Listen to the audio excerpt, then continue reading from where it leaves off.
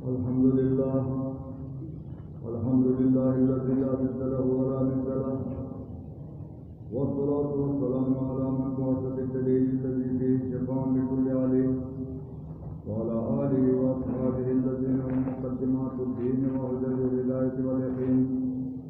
أما بعد، بسم الله الرحمن الرحيم.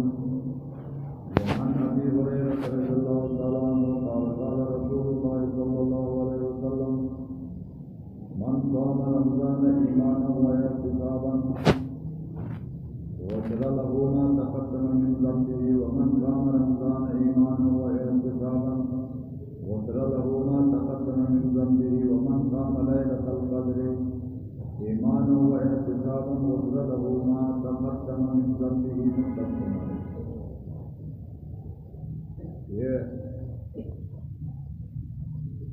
مسلم اور بخاری دونوں کی حدیث ہے، دونوں نے ذکر کیا ہے. ابو ہریرہ رضی اللہ تعالیٰ عنہ اس کا راوی ہے، کیونکہ رمضان المبارک کے بہت مسائل ہیں. پہلا مسئلہ تو یہ ہے رمضان کب شروع ہوتا ہے؟ چاند دیکھنے سے رمضان شروع ہوتا ہے. پھر شوال کا چاند نظر آیا رمضان ختم ہوتا ہے. اور یہ مہینہ کبھی 29 کا ہوتا ہے، کبھی 30 کا ہوتا ہے. اور ایسا نہیں ہے کہ ہمیشہ جیسا پاکستانیوں کا رمضان ہمیشہ 29 کا ہوتا ہے. ہمیشہ 29 کا ہونا غلط ہے. یہ ایک روزہ کھاتے ہیں، جو ہمیشہ 29 رکھتے ہیں وہ ایک روزہ کھاتے ہیں. رمضان کا مہینہ 30 کا بھی ہوتا ہے، 29 کا بھی. رسول اللہ صلی اللہ علیہ وسلم نے 10 سال فرض روزے رکھے. مدینہ منورہ کا روزہ فرض ہوا. 10 سالوں میں 3 سال 30 رکھے، 7 سال 29 رکھے. ایک مسئلہ تو یہ ہے جام کا. دوسرا مسئلہ یہ ہے کہ اس رمضان میں جن کو روزہ رکھتے ہیں رات کو ایک جائز نماز کی ہے جو عام سال میں نہیں ہے، ایسی نماز ہے، اس کو تراویح نماز پڑھتے ہیں. جو پورا سال میں ایک نماز ہے نفلی، آخری حصہ میں اکثر سونے کے بعد ایک آدمی سوتا نہیں ہے پوری رات کو بھی تہجد پڑھ سکتا ہے. سونا تہجد صحیح ہونے کے لیے کوئی شرط نہیں ہے. اکثر سونے کے بعد پڑھتے ہیں تو لوگوں کی عادت بن گئی کہ تہجد وہ ہے کہ نیند سے اٹھ کر پڑھے. ایک آدمی کو نیند نہیں آتی ہے یا سوتا نہیں ہے وہ بھی تہجد پڑھ سکتا ہے، کوئی وہ نہیں ہے، نیند شرط نہیں ہے. ایک وہ تہجد نماز ہے، وہ پورا سال میں وہ تہجد نماز. اور ایک تراویح نماز ہے، وہ تراویح نماز صرف رمضان میں، باقی سال میں وہ تراویح نماز نہیں. جو اہل حدیث لوگ ہیں غیر مقلدین وہ کہتے ہیں کہ تراویح نماز نہیں. یہ پورا سال میں جو تہجد پڑھتے ہیں تراویح بھی یہ ہے اور نماز نہیں. حالانکہ محدثین نے تراویح کا الگ باب قائم کیا ہے اور تہجد کا الگ باب قائم کیا ہے. امام بخاری نے بھی صحاح ستر میں اگر تراویح اور تہجد ایک نماز ہے تو ایک باب میں ذکر ہوتا ہے دونوں کا. وہ اس طرح نہیں ہے. تہجد کا الگ باب ذکر کرتے ہیں، قیام اللیل کا الگ باب ذکر کرتے ہیں. اس سے معلوم ہوتا ہے یہ دو الگ نمازیں. ابھی اس نماز میں تراویح نماز میں ایک دفعہ قرآن ختم کرنا سنت موقع ہے، لیکن یہ سنت کفائی کہتے ہیں. سنت کفائی یہ مانا کچھ لوگوں نے مسجد میں قاری کے پیچھے قرآن سنا اور باقی کچھ لوگ معذور لوگ ہیں، بوڑھے ہیں، گھروں میں پڑھ دیا تو وہ گناہگار نہیں ہوتے ہیں. وہ مسجد میں جنہوں نے قرآن سن لیا وہ کافی ہے. سنت کفائی جس طرح فرض کفائی ہوتا ہے. فرض عین وہ ہے کہ ہر آدمی خود جب تک نہ کرے ذمہ فارغ نہیں ہوتا ہے. جیسا روزہ نماز جب تک خود نہیں پڑھتا ہے، خود روزہ نہیں رکھتا ہے، دوسرے کے روزہ رکھنے سے یا نماز پڑھنے سے ذمہ فارغ نہیں ہوتا. اور ایک فرض کفائی ہے، جیسا نماز جنازہ فرض کفائی ہے. کچھ لوگوں نے پڑھ دیا، باقی لوگوں کا ذمہ فارغ ہوتا ہے. تراویح میں قرآن ختم کرنا، باجماعت پڑھنا، یہ بھی سنت کفائی ہے. لیکن اس سنت کے لیے ابھی حافظ قرآن کی ضرورت ہے اور پہلی تحقیق کی ضرورت نہیں ہوتی. یہ خیر القرون کا زمانہ ہوتا تھا. جو حافظ قرآن ہوتا ہے وہ عالم بھی ہوتا تھا. وہ جو حافظ قرآن ہے وہ شریعت کا پابند بھی ہوتا تھا، بادشاہ بھی ہوتا تھا اور خدا کے لیے سناتے تھے، کوئی عوض بھی نہیں لیتے تھے. کیونکہ آج کا زمانہ میں بہت تغیر ہے، اردو صحیح آدمی کم ملتا، صحیح قاری کم ملتا. اس لیے بعض والے علماء میں جب تغیر زیادہ آیا تو بعض والے علماء نے سب نے مسائل لکھا ہے کہ قاری ایسا ہو کہ داڑھی اس کے ایک مٹھی سے کم نہ ہو. اگر قاری کی داڑھی ایک مٹھی سے کم ہے، کاٹ کر کم ہے، ایک پیدائشی داڑھی آتی نہیں ہے، اب کم آئی ہے، وہ نہیں، بڑی تھی، کاٹ کر ایک مٹھی سے بھی کم کیا، تو وہ ایسا قاری امام ہو، فرض نماز میں ہو یا تراویح میں ہو، اس کے پیچھے نماز پڑھنا مکروہ تحریمی ہے. مکروہ تحریمی اس کو کہتے ہیں کہ اس کا اعادہ واجب ہوتا ہے. نماز میں مکروہ تحریمی کام کیا، اس کو دوبارہ پڑھنا واجب ہوتا ہے. داڑھی کم ہے امام کی، اکثر یہ دیہاتوں میں ایسے ہوتے ہیں. ان دیہاتوں میں منظرہ کے دیہاتوں میں تھوڑی داڑھی والے کاٹتے ہیں تو ان کے پیچھے نماز مکروہ تحریمی ہے، پڑھ لی دوبارہ بھی نماز پڑھنی ہے. ایک ہی. دوسرا یہ ہے کہ یہ تراویح نماز میں آج کل یہ ہوتا ہے، ابھی شہروں میں مالدار لوگوں کے بیٹے حافظ ہو گئے، تو وہ مالدار لوگوں کے بیٹے حافظ ہو گئے، وہ پیسے نہیں لیتے، خدا کے لیے سناتے ہیں. تو وہ لوگوں کو اگر نیت صاف ہے لوگوں کو ثواب ملتا ہے. اور اکثر قاری آخر میں پیسے لیتے ہیں. یہ ہے اپنے کو دھوکہ دیتے ہیں. سب ہم نے شرط نہیں کی، قاری کہتا ہے میں نے مانگا نہیں، اور لوگ بھی کہتے ہیں ہمارے ساتھ شرط نہیں رکھی ہے کہ مجھے پیسے دیں گے، ہم فی سبیل اللہ دیتے ہیں. اور قاری بھی کہتا ہے میں نے فی سبیل اللہ پڑھا لیکن پیسہ دیتا ہے. تو مسئلہ ہے معروف کل مشروط ہوتا ہے. کتابوں میں یہ مسئلہ ہے. ایک چیز عرف میں جاری ہو وہ ایسا سمجھو کہ کوئی کی شرط رکھی ہے. جب عرف ہے آخر میں پیسے دیتے ہیں اور قاری لیتا ہے تو یہ سمجھو کہ یہ شرط ہے، کوئی کی شرط رکھی ہے. تو ایک ذرا نہ قاری کو ثواب ہوتا ہے نہ مقتدیوں کو ثواب ہوتا ہے. اس لیے مفتی محمد شفیع صاحب نے جواہر الفقہ کی کتاب ہے اور علماء نے سب نے لکھا ہے اگر قاری ایسا ہے مسجد میں وہ پیسے لیتا ہے اور لوگ دیتے ہیں تو اس کے پیچھے قرآن نہ سنیں. کیوں اپنے کو تھکاتے ہیں؟ نماز ثواب نہیں ہوتا ہے.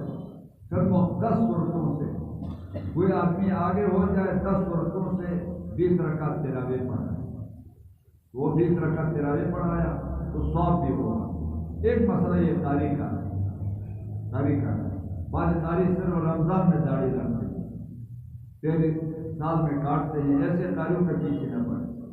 جو عوض لیتا ہے ایسے قاریوں کے پیچھے نہ پڑے. آپ کو ثواب نہیں ہے، نہ اس کو ثواب ہے نہ آپ کو ثواب ہے. ایک قاری کا مسئلہ. دوسرا مسئلہ یہ ہے یہ تراویح نماز ہے کتنی،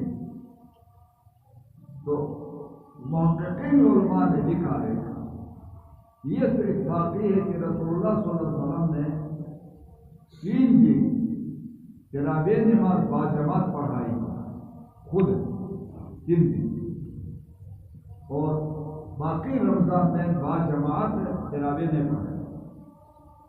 ابھی وہ 3 دن کتنے پڑھائی؟ اتنا ذکر ہے احادیث میں کہ پہلے دن پڑھایا تو کافی وقت کیا، دوسرے دن پڑھایا رات آدھی ہو گئی، تیسری دن تراویح پڑھایا تو بالکل سحری کے وقت تک پڑھایا، اور ہم ڈرے کہ سحری کا وقت ختم ہو، ہمیں خوف تھا کہ سحری کا وقت ختم ہوگا، اتنی لمبی پڑھائی، لیکن کسی صحیح روایت میں یہ ذکر نہیں ہے کہ وہ 3 دن باجماعت تراویح پڑھائی وہ کتنے رکعتیں، قطعاً کسی حدیث میں ذکر نہیں۔ ابھی جب ذکر نہیں ہے صحابہ کا عمل دیکھو اور بعد والے تابعین کا عمل دیکھو، تب وہ تابعین کا عمل دیکھو ان کا عمل کیسا تھا۔ تو تابعین کا، صحابہ کا، عمر رضی اللہ تعالیٰ عنہ کے زمانے سے یا حالانکہ کورونا آیا، عمر رضی اللہ تعالیٰ عنہ کے زمانے سے یہ کورونا تک حرمین میں مدینہ اور مکہ میں جو دن وہاں سے آیا ہے 20 تراویح پڑھا، ہم نے خود رمضان میں وہاں 20 تراویح پڑھی، 20 دن پڑھی، مدینہ میں بھی مکہ میں بھی 20 پڑھی، تابعین کا بھی عمل۔ ابھی 4 ائمہ ہیں، امام مالک سے روایت بہت ہے، وہ 32 کا قائم ہے، اور 40 روایت میں 40 رکعت کا قائم ہے۔ امام ابو حنیفہ اور امام شافعی، امام احمد بن حنبل وہ 20 سے زیادہ کے قائم نہیں، احادیث کی کتابوں میں ہے کہ اول سے آخر تک اکثر اہل علم کا معمول یہ ہے کہ وہ رمضان میں 20 رکعت تراویح پڑھتے ہیں۔ ابھی غیر مقلد لوگ 8 پڑھتے ہیں، کوئی غیر مقلد اپنے کو ترجیح کہتے ہیں وہ 12 پڑھتے ہیں، اور بخاری شریف میں ایک حدیث ہے عائشہ رضی اللہ تعالیٰ عنہ کی روایت ہے کہ ام المومنین عائشہ فرماتی ہیں کہ رسول اللہ صلی اللہ علیہ وسلم رمضان میں اور غیر رمضان میں 8 رکعت سے زیادہ نماز نہیں پڑھتے، وہ تہجد نماز رمضان غیر رمضان میں 8 پڑھتے اور وتر 3 رکعت پڑھتے۔ اس حدیث سے غیر مختلف استدلال کر کے کہتے ہیں رمضان میں بھی 8 پڑھی ہے، غیر رمضان میں بھی 8، تراویح 20 نہیں ہے، اور وہ اس سے سنا جائے انصاف سے جس حدیث سے غیر مختلف استدلال کرتے ہیں اس حدیث پر ان کا خود عمل نہیں۔ اس حدیث میں یہ ہے رسول اللہ صلی اللہ علیہ وسلم نے 4 رکعت کی نیت کی، 4 رکعت نماز پڑھی، 1 سلام، 2 رکعت پڑھ کر قاعدہ کیا، پھر 2 رکعت پڑھ کر قاعدہ کیا، پھر سلام کیا، 4 پڑھی، پھر 4 اکٹھی پڑھی تو 8 ہو گئی، 3 رکعت وتر پڑھی۔ اس دلیل میں وہ حدیث پیش کرتے ہیں اور اس حدیث پر ان کا خود عمل نہیں، کس طرح نہیں، یہ 8 پڑھتے ہیں لیکن یہ 2 پڑھتے ہیں، تو رسول اللہ صلی اللہ علیہ وسلم نے 4 اکٹھی پڑھی تھی، آپ 2 کیوں پڑھتے ہیں؟ ایک رسول اللہ صلی اللہ علیہ وسلم نے وہ 4 پڑھی لیکن جماعت کے بغیر پڑھی، آپ 2 پڑھتے ہیں، جماعت کے ساتھ کیوں پڑھتے ہیں؟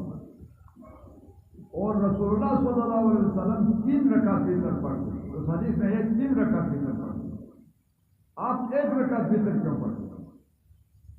اس حدیث کے صرف 1 لفظ مانتے ہیں 8، وہ 8 لفظ مانتے ہیں، سمانیہ رکعت، باقی حدیث کی باتیں نہیں مانتے۔ تم بھی 4 اکٹھی پڑھو، پھر 4 اکٹھی پڑھو، اور جماعت کے ساتھ نہ پڑھو، الگ پڑھو جیسا رسول اللہ صلی اللہ علیہ وسلم نے پڑھی، وتر بھی 3 پڑھو، نہیں وہ نہیں پڑھو۔ اس حدیث وہ حدیث تہجد کے بارے میں، کیونکہ باب تہجد کا الگ ہے، قیام اللیل تراویح کا باب الگ ہے، تو معلوم ہوا یہ دو نمازیں ہیں۔ لوگ اکثر اس وقت آتے ہیں جب آخر میں ابھی خطبہ کے لیے جب اذان دی جاتی ہے، پہلے اذان یا دوسرے اذان خطبہ کے لیے، اس وقت آتے ہیں، آ کر کہتے ہیں کہ فلاں مسئلہ بیان نہیں کیا، فلاں مسئلے پہلے بیان کرتے ہیں، مسئلے پہلے میں بیان کرتا ہوں جو بھی موقع کے اعتبار سے، یہ مسئلہ پہلے اس لیے بیان کرتا ہوں کہ قاری ابھی سے غور کریں، ایسا قاری غور کریں، یہاں مختلف مسجدوں سے لوگ آتے ہیں، ایسا قاری غور کریں، داڑھی بھی پوری ہو، وہ پیسے بھی نہیں لیتا ہو، ایسا قاری غور کریں۔ ایسا قاری نہیں ملتا ہے تو چھوٹی صورتوں سے الگ تلاوت پڑھیں، اس قاری کے پیچھے نہ پڑھیں۔ دوسرا یہ پوری امت کا یہ معمول ہے کہ 20 رکعت سے کم، 4 اماموں میں ایک امام بھی 20 رکعت سے کم تراویح کا قائم نہیں، تو تراویح 20 پڑھیں، 20 پڑھیں، 8 نہیں ہے، تراویح سمجھ کر 8 نہ پڑھیں۔ تہجد 8 رکعت میں، رات کو اٹھ کر تہجد شہری کے وقت میں 8 پڑھیں، اور تراویح 20 ہے۔ ایک آدمی معذور ہے، بیمار ہے، تو پوری تراویح نہیں پڑھتا ہے تو گناہ گار نہیں ہوگا، معذور ہے عذر کی وجہ سے، لیکن سنت سمجھ کر 8 نہ پڑھیں، سنت سمجھ کر 20 پڑھیں، ایک یہ ہے۔ اور دوسرا مسئلہ یہ ہے کہ رمضان کا روزہ کس پر فرض ہے، کس پر فرض ہے، کس پر فرض نہیں، دو مسئلے۔ کس کے لیے افطار چاہیے، افطار کے بعد کس پر قضا لازم ہے، کس پر فدیہ لازم ہے، کس پر کفارہ لازم ہے، یہ مسائل ہے۔ یہ انشاءاللہ دوسرے اس میں جمعہ تک اندر رہا، دوسرا جمعہ میں بیان کروں گا کہ روزہ رکھنا کس پر فرض ہے اور افطار کس کے لیے چاہیے، افطار کے بعد قضا کس پر لازم ہے، فدیہ دینا کس کے لیے ہے، کفارہ کس پر ہے۔ بعض افطار والوں پر کفارہ لازم ہے، بعض افطار والوں پر قضا لازم ہے، بعض افطار والوں پر فدیہ لازم ہے، فدیہ دینا ہے۔ پھر قضا بھی کرتے ہیں تو وہ قضا کب کرنا ہے، اکٹھی کرنا ہے یا ایک دو کر کے بھی رکھ سکتا ہے، یہ مختلف، اور کون کون افطار کر سکتا ہے، یہ مسائل انشاءاللہ اگلے دن۔ ابھی میں نے یہ ذکر کیا آپ کو، جان دیکھ کر روزہ رکھو۔ اب آتے ہیں اس مسئلے میں، اجمالاً میں نے بتایا، ابھی جان دیکھ کر روزہ رکھو اور جان دیکھ کر افطار کرو، منع عیب کرو، تو کہاں ہر جگہ میں چاند دیکھنا ہے؟ منظرہ پاکستان والے بھی دیکھیں پاکستان میں، سعودی والے سعودی میں دیکھیں، انڈیا والے، بنگلہ دیش والے، چین والے، ہر ملک والے الگ الگ دیکھیں، یا پوری دنیا میں ایک جگہ دیکھنا کافی ہے۔ 4 امام ہیں، امام شافعی رحمۃ اللہ علیہ فرماتے ہیں کہ اختلاف المطالع معتبر ہے۔ اختلاف المطالع کا یہ معنی ہے بعض جگہوں میں رات دن میں 2 گھنٹوں کا فرق ہوتا ہے، جیسا پاکستان اور سعودی عرب میں 2 گھنٹوں کا، بعض ملک ایسے ہیں سعودی عرب اور ان میں 8 گھنٹوں کا فرق ہوتا ہے، بعض ملک ایسے 9 گھنٹوں کا فرق ہوتا ہے۔ تو یہ دین کا پہلی نکالنا بعد میں آنا، اس کو اختلاف مطالعہ کہتے ہیں۔ بعد میں سورج چاند بعد میں نکلتا ہے، بعد میں پہلی نکلتا ہے، تو یہ اختلاف مطالعہ کا وہ کہتا ہے اعتبار ہے، اعتبار ہے، تو اعتبار ہے تو ایک جگہ میں چاند نظر آیا تو 1 مہینے کی مسافت تک جتنے لوگ بیٹھتے ہیں ان پر روزہ لازم ہے۔ 1 مہینے کی مسافت سے آگے دور لوگ ہیں ان کے لیے الگ چاند دیکھنا ہوگا۔ یہ صرف امام شافعی کا قول ہے۔ 3 امام کہتے ہیں، امام ابو حنیفہ، امام مالک امام احمد بن حنبل، 3 امام کہتے ہیں چاند دیکھ کر روزہ رکھنا ہے۔ پوری دنیا میں ایک جگہ چاند کا دیکھنا کافی ہے۔ اور ہمارے فقہ کی مشہور کتاب ہے شامی میں لکھتا ہے وَيَلْزِمُ أَهْلَ الْمَشْرِقِ بِرُؤْيَةِ أَهْلِ الْمَغْرِبِ، مشرق میں رہنے والوں پر روزہ لازم ہے۔ مغرب والوں نے چاند دیکھا تو مشرق والوں پر بھی لازم ہے۔ پوری دنیا میں ایک جگہ چاند نظر آیا تو پوری دنیا کے مسلمانوں پر روزہ رکھنا پڑا۔ یہ ہمارا حنفی مذہب بھی یہ ہے، امام مالک کا بھی یہ ہے، امام احمد بن حنبل کا بھی ہے۔ یہ اردو فتاووں میں بعض میں لکھا ہے صاف وضاحت سے کہ مکہ میں چاند نظر آیا پوری دنیا میں روزہ لازم ہوتا ہے، مدینہ میں چاند نظر آیا پوری دنیا والوں پر روزہ لازم ہوتا ہے۔ اردو فتاووں میں سب میں، ایسا نہیں کہ ایک فتوہ میں نہ ہو۔ یہ نہیں ہے۔ ابھی عمل آج کل عمل کیا ہوتا ہے لوگوں کے لیے؟ مولویوں کو میں نے 20 سے زیادہ مولویوں کو یہ کتابیں دکھایا، کوئی جاب نہیں ہے اس کے علاوہ، ایک جاب دیتے ہیں۔ کوئی کہتا ہے حلال کو نہیں، اور کوئی کہتا ہے کہ سارے بڑے مدارس میں بڑے بڑے علماء ہیں وہ بھی بعد میں رکھتے ہیں۔ حالانکہ یہ ضرور کوئی دلیل نہیں۔ ہلال کمیٹی کی شرعی کوئی حیثیت نہیں، شریعت میں نہیں ہے ہلال کمیٹی۔ یہ حکومتوں نے آسانی کے لیے ہلال کمیٹی بنائی ہے۔ اس لیے تقی عثمانی صاحب نے لکھا، ہلال کمیٹی نے اعلان کیا کہ چاند نظر میں آیا، عید نہیں ہے، لیکن 2 آدمیوں نے ایک عالم کے سامنے گواہی دی کہ ہم نے چاند دیکھا ہے، تو عالم نے حکم دیا عید کرو، افطار کرو۔ تو کیا ہلال کمیٹی کی بات مانیں گے یا عالم کی؟ تقی صاحب کا فتویٰ ہے فتاوی عثمانی میرے پاس ہے، وہ لکھتا ہے کہ عالم کی بات مانو، ہلال کمیٹی کا اعتبار نہیں ہے، عالم کا اعتبار۔ اکوڑا خٹک پاکستان کا سب سے بڑا مدرسہ ہے، فتاوی حقانیہ، اس میں بھی لکھا کہ ہلال کمیٹی کی شرعی حیثیت ہے نہیں، کیونکہ شریعت میں نہیں تھی۔ یہ بعد میں آسانی کے لیے ہلال کمیٹی بنائی گئی ہے، شرعی اتنی حیثیت نہیں کہ ہلال کمیٹی کے تعلیم ہے۔ مولویوں سے کہو کہ کوئی کتاب دکھاؤ، کتاب دکھاؤ، کوئی کتاب نہیں۔ مجھے اگر کہتے ہیں 20-30 کتابیں میں دکھاتا ہوں کہ 3 مذاہب میں دنیا میں کسی ایک جگہ میں چاند نظر آیا تو پوری دنیا میں روزہ رکھنا لازم ہوتا ہے، 20-30 کتابیں دکھاتا ہوں۔ کسی اور میں اگر ایک قوی کتاب بھی دکھائی مانتا ہوں، نہیں دکھاتا، سارے اردو یا عربی ہو، پوری دنیا میں ایک دفعہ چاند۔ اب لوگ کیا کرتے ہیں، چاند نظر ہلال کمیٹی نے خبر نہیں دیا، کہتے ہمارا روزہ نہیں، کھایا شام کو چاند نظر آتا ہے تو پھر آسانی کے لیے کہتے ہیں او یہ دوسرا چاند ہے، کوئی کہتا ہے یہ تیسرا ہے، مطلب ایک روزہ کم کرنے کے لیے۔ پورا رمضان کوئی نہ رکھے تو کون پوچھتا ہے اس کو؟ اپنے رزق کا ہے اس کا اور اللہ کا معاملہ ہے۔ اگر درد سے رکھتا ہے اور شوق سے رکھتا ہے، جذبہ سے رکھتا ہے تو اپنا روزہ ضائع نہ کرے۔ اور یہ آپ کو خود دیکھا ہے آپ نے، کئی سال ایسا ہوا ہے پاکستان اور سعودیہ کا عید ایک ہوتا ہے، عید ایک ہوتی ہے، 2 عید نہیں ہوتی ہے، ایک دن ہوتی ہے، تو معلوم ہوا کہ یہ اختلاف کا اعتبار نہیں ہے، مطالعے کا اختلاف تھا۔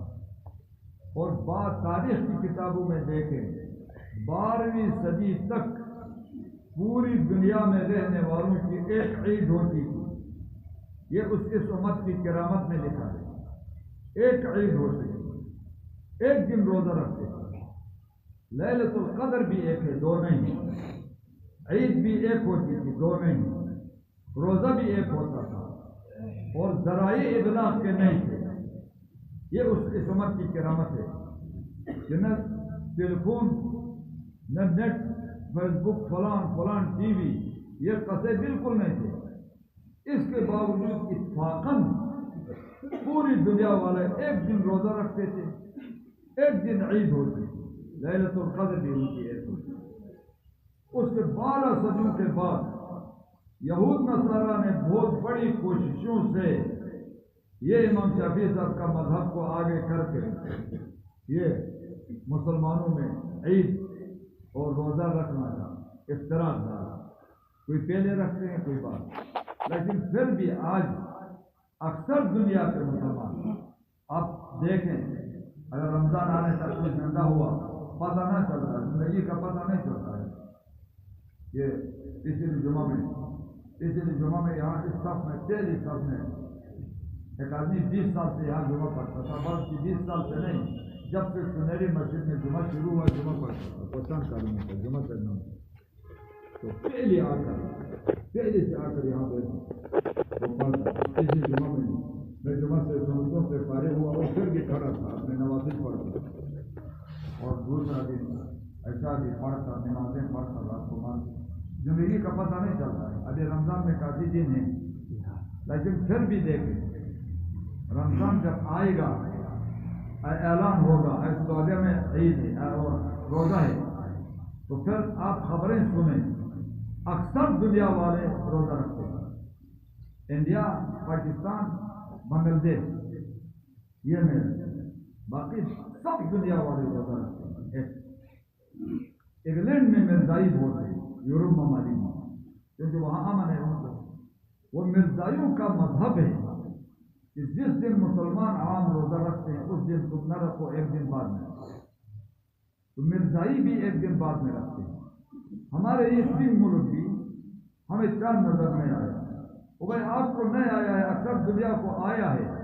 آپ حنفی ہیں، حنفی مذہب میں تو ایک جگہ دیکھنا پوری دنیا کے لیے کافی ہے، تو روزہ رکھو۔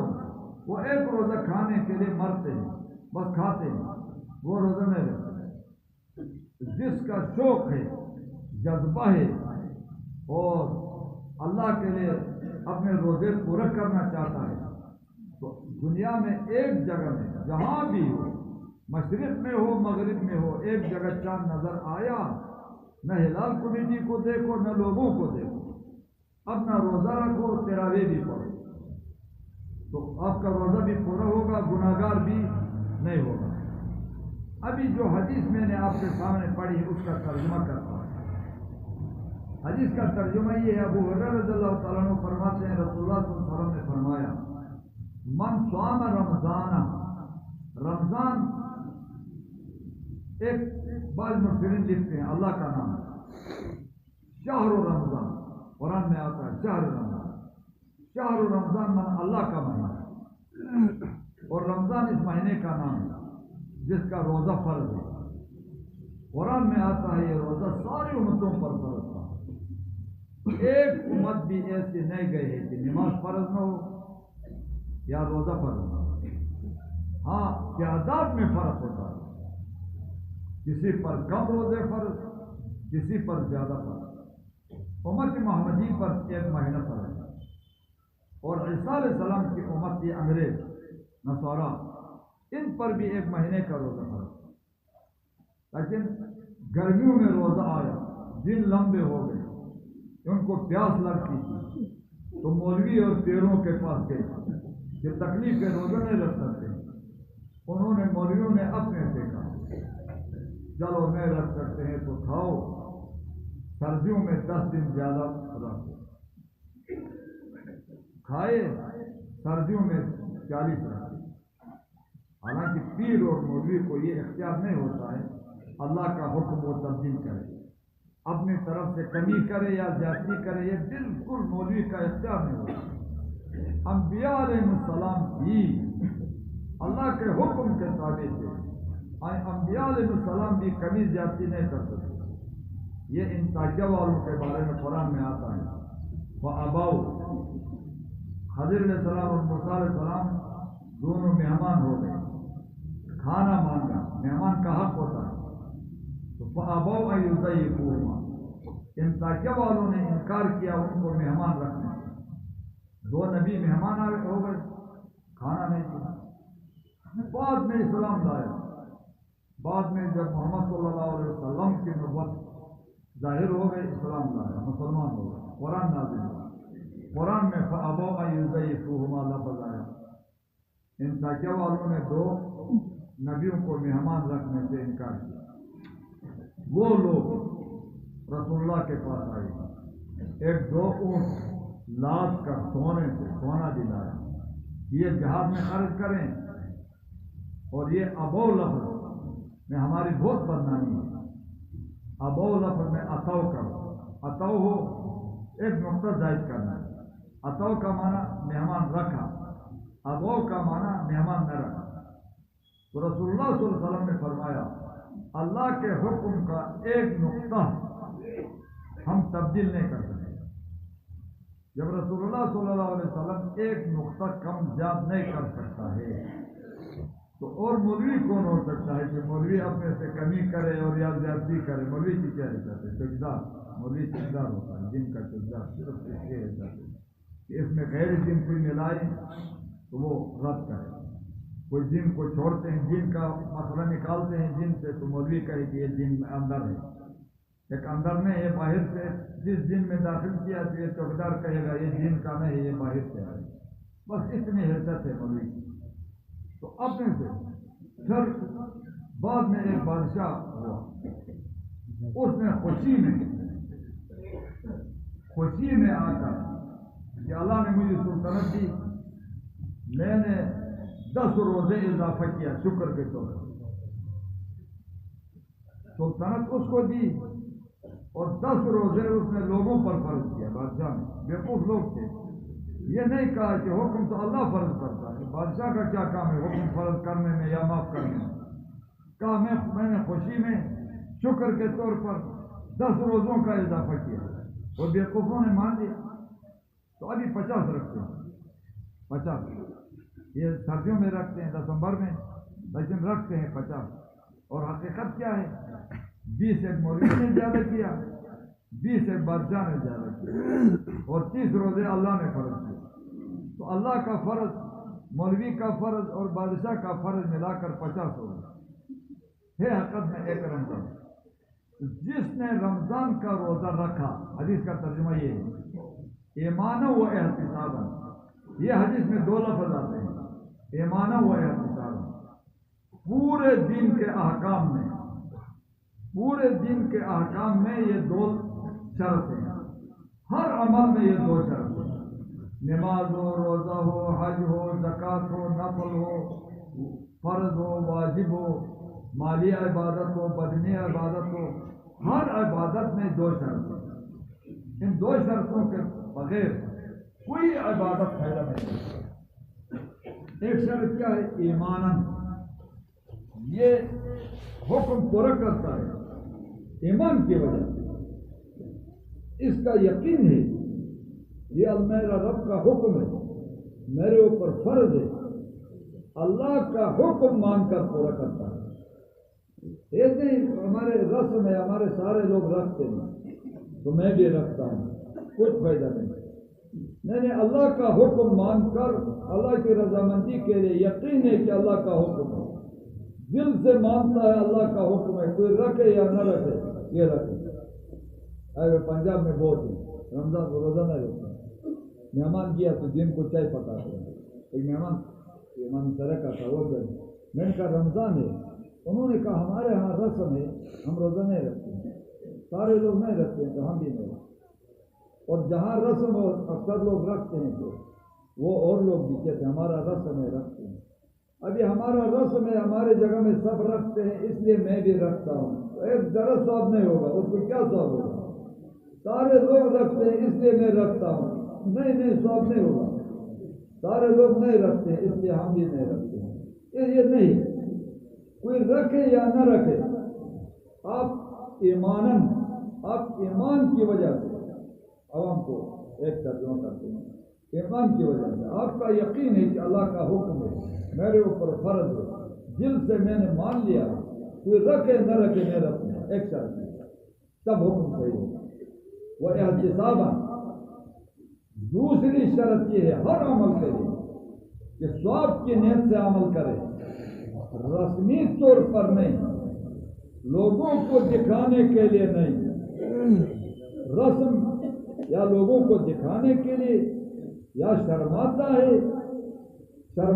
اس لیے رکھا، لوگوں کو دکھانے کے لیے رکھا، اور یا ثواب کی نیت نہیں ہے، ہمارا رسم ہے رکھا، تو فائدہ نہیں ہے، کسی عمل کا فائدہ نہیں ہے۔ ہر عمل میں ثواب کے لیے دو شرط ہے، ایمانا و احتسابا، یقین سے اللہ کا حکم پورا کرو، جزم کرو اور ثواب کی نیت سے کرو تو پھر ثواب ملتا ہے، اور اللہ سے امید رکھو کہ اللہ مجھے ثواب دے۔ روزہ میں یہ ہے کیا ملے گا آخر میں؟ غفر لہ ما تقدم من ذنبہ، پچھلے سارے گناہ روزہ رکھنے سے معاف ہو۔ ابھی کون سے گناہ معاف ہوتے؟ اس میں سب کا اتفاق ہے، بندہ کا حق ضائع کیا ہے وہ تو قطعاً معاف ہے، نہ شہید کے لیے معاف ہے، نہ حاجی کے لیے معاف ہے، نہ روزہ والے کے لیے معاف ہے، کسی کے لیے بندہ کا حق معاف ہے۔ اللہ کا جو حق ہے وہ بھی دو قسم ہے، بعض ایسے حقوق ہیں ان کو چھوڑنا گناہ کبیرہ ہے، بعض ایسے ہیں ان کو چھوڑنا گناہ صغیرہ ہے۔ تو بعض علماء کا قول ہے کہ بڑے گناہ ہو یا چھوٹے گناہ ہو، ایمان یقین کے ساتھ روزہ رکھا ہے اور ثواب کے لیے رکھا ہے، سب معاف ہوتے ہیں اللہ کے، اس میں اللہ کے ہاں دربار میں کمی نہیں، رحمان ہے، سب کو معاف کرتا ہے۔ لیکن جمہور علماء، اکثر علماء چاروں مذاہب کا اس پر متفق ہے کہ یقین کے ساتھ روزہ رکھا، ثواب کی نیت سے رکھا تو صغائر گناہ معاف ہوتے ہیں، چھوٹے گناہ معاف ہوتے ہیں۔ تو کوئی کہے چھوٹے گناہ معاف ہونے سے کیا، یہ وہ خدا کا بندہ، یہ بڑے جو بنتے ہیں یہ بھی چھوٹوں سے بنتے ہیں، چھوٹے گناہ زیادہ ہو تو وہ بڑا بنتا ہے۔ یہ چھوٹی چھوٹی کنکریاں ایک جگہ جمع ہو تو اس کا نام پہاڑ، کنکریاں اور مٹی اکٹھی ہو کر پہاڑ بنتا ہے۔ صغائر معاف ہونا یہ اللہ کا رحم ہے، اللہ کی رحمت ہے کہ صغائر معاف ہوتے ہیں۔ صغائر سے اپنے کو نہیں بچایا، دنیا میں یہ قانون ہے، گناہ کے لیے سبب ہوتا ہے، گناہ کے لیے سبب ہوتا ہے، چھوٹا گناہ بڑا گناہ کے لیے سبب ہوتا ہے، بڑا گناہ اس سے بھی بڑا گناہ کے لیے سبب ہوتا ہے، آخر وہ گناہ کفر کے لیے سبب بنتے ہیں۔ قرآن میں ہے بما عصوا وکانوا یعتدون، ہمیشہ نبی کی نافرمانی کی، حد سے تجاوز کرتے تھے اللہ کے احکام میں، تو دل کالا ہوا تو پھر کفر کرنا بھی آسان ہوا۔ اس طرح یہ بھی غنیمت ہے کہ اللہ چھوٹے گناہ معاف کرتا ہے۔ یہ روزے کا ہے۔ اب تراویح میں کیا ہوتا ہے؟ ومن قام رمضان ایمانا واحتسابا، جس نے رمضان میں قیام کیا، مانا نماز پڑھی، تراویح نماز پڑھی، وہ تراویح بھی ایمانا واحتسابا، یقین سے پڑھتا ہے، ایمان کی وجہ سے پڑھتا ہے، ثواب کے نیت سے پڑھتا ہے۔ یہ نہیں 3 دن یا 4 دن، یہ چھوٹے آتے ہیں نوجوان میں، اور گھر سے آتے وقت کم گناہگار ہوتے ہیں، جاتے وقت زیادہ گناہ کر کے جاتے ہیں۔ 3 دن آتے ہیں، ہنستے ہیں، باتیں کرتے ہیں اور ایک دوسرے کو دکھے دیتے ہیں مسجد میں، آگے قرآن پڑھا جاتا ہے، پیچھے سے وہ ہنستے ہیں۔ یہ بعض فقہا بہت تشدد کرتے ہیں بعض مسائل میں، عام جمہور کا مذہب نہیں۔ قرآن آگے پڑھا جاتا ہے، کوئی استہزاء کرتا ہے، ہنستا ہے، یا کوئی نماز پڑھتا ہے دوسرا اس کے ساتھ چھیڑتا ہے، ہنساتا ہے، تو بعض فقہا نے لکھا ہے کافر ہوتا ہے۔ یہ قرآن کی استہزاء، نماز کی استہزاء، یہ کفر ہے، یہ کوئی آسان معاملہ نہیں۔ جمہور علماء نے نہیں کہا ہے، بعض فقہا نے یہ لکھا ہے کہ نماز میں ہنسانا یا قرآن آگے پڑھا جاتا ہے پیچھے ہنستا ہے، جیسے اس اسلام سے نکلتا ہے۔ یہ چھوٹے گناہ نہیں، یہ بڑے گناہ ہے۔ کوئی تراویح پڑھ لیا، رمضان قام رمضان مہینے کا نام ہے، 29 یا 30 دن کا، 3 دن کا نام نہیں ہے، 1 ہفتے کا نام نہیں ہے، 30 دن پڑھ لیا ایمان اور ثواب کی نیت سے، تو غفر لہ ما تقدم من ذنبہ، اس تراویح پڑھنے والے کے لیے بھی پچھلے سارے گناہ معاف۔ تیسرا ومن قام لیلۃ القدر، جس نے قیام کیا لیلۃ القدر میں۔ لیلۃ القدر، لیلۃ القدر آسان ترجمہ عوام سمجھانے کے لیے مولوی طلباء کو ہم پڑھاتے ہیں بخاری میں یا اور کتابوں میں تو وہ تشریح کرتے ہیں، عوام نہیں سمجھتے ہیں، وہ تشریح عوام نہیں سمجھتے ہیں، عوام کو آسان۔ لیلۃ القدر معنی شرافت کی رات، شرافت کی رات، یہ شرافت کی رات رمضان المبارک میں ہے۔ زیادہ احتمال یہ ہے کہ آخری عشرہ میں ہے، آخری عشرہ میں بھی زیادہ احتمال یہ ہے 7 راتوں میں۔ اس ایک رات میں یہ جو سال بھر کے مرنے والے، یہ نصف شعبان میں نہیں، یہ غلط ہے، نصف شعبان میں نہیں لکھا جاتا ہے، وہ حدیث ضعیف ہے، موضوعی کسی نے اپنے سے بنایا ہے۔ رمضان میں وہ لیلۃ القدر میں ایک سال میں مرنے والوں کا نام لوح محفوظ سے الگ کیا جاتا ہے، سال میں پیدا ہونے والوں کا بھی، سال میں جو حادثات ہوتے ہیں، جو بھی کام ہوتے ہیں، وہ الگ ہو کر فرشتے کے حوالے ہوتے ہیں۔ ابھی وہ مرنے والے کا نام فہرست میں آیا تو عزرائیل علیہ السلام جس کا نام فہرست میں آیا روزانہ اس کو 5 دفعہ دیکھتا ہے پورا سال۔ ابھی ایک عورت آج ایکسیڈنٹ ہو کر وفات ہو گئی، اس کا دیکھو رمضان قریب ہے، اس لیے رمضان میں لکھا گیا تھا کہ فلاں دن اس طرح ایکسیڈنٹ ہو کر مرتے ہیں، شہید ہوتے ہیں، ایکسیڈنٹ ہو کر مریں گے۔ روزانہ 5 دفعہ دیکھتا ہے فرشتہ کہ ایسا نہ ہو کہ میں غلطی سے کسی اور کی روح نکالوں، مجھ سے غلط نہ ہو، اچھی طرح نشان 5 دفعہ روزانہ دیکھتا ہوں۔ تو وہ لیلۃ القدر میں پہلے نصف شعبان میں یہ نہیں ہوتا، اور یہ بات بعض علماء کی ہے، حدیث کی نہیں ہے کہ نصف شعبان میں لوح محفوظ سے باتیں الگ ہوتی ہیں اور لیلۃ القدر میں پھر فرشتہ کے سپرد کیا جاتا ہے۔ یہ پاکستان کی حکومت نہیں ہے، پاکستان کی حکومت کرتا ہے، پہلے وہ لکھتے ہیں کاغذات بناتے ہیں، بیٹھو زلزلہ آتا ہے یا کوئی آفت مصیبت آتی ہے کہتے ہیں ابھی کاغذات بناتے ہیں، وہ لوگوں پر جو تکلیف آنے والی ہے وہ آتی ہے، وہ تکلیف گزرنے تک ان کے کاغذات ٹھیک نہیں ہوتے، ان کے کاغذات پچھلے سال مصیبت آئی ہے، دوسرا سال وہ امداد ان کی پہنچتی ہے، وہ بھی راستہ میں کھا کر جو بچ گیا سب سیر ہو گئے تو پھر وہ مصیبت زیادہ کو بھی تھوڑا پہنچتا ہے۔ یہ نہیں ہے اللہ کے ہاں وہ لوح ایک رات رمضان میں ہے، اس رات میں لوح محفوظ سے الگ کر کے فرشتہ کا سپرد ہوتا ہے۔ اللہ کا کام آسان ہوتا ہے، اللہ کے ارادہ سے ہوتا ہے، کن فیکون۔ اللہ جب کام کرنے کا ارادہ کرتا ہے صرف حکم دیتا ہے تو ہو جا، وہ ہو جاتا ہے، وقت نہیں لگتا ہے، وہ پاکستانیوں کا وقت لگتا ہے، وہ کاغذات میں بنانا ہے نا، کچھ تقسیم بھی کرنا ہے آپس میں صاحب کو اتنا دے دو، نیچے صاحب کو اتنا دے دو، فلاں صاحب کو اتنا دے دو، جو بچ گیا کسی کا بھی استعمال کرنا ہو تو پھر غریب مصیبت زیادہ کر وہ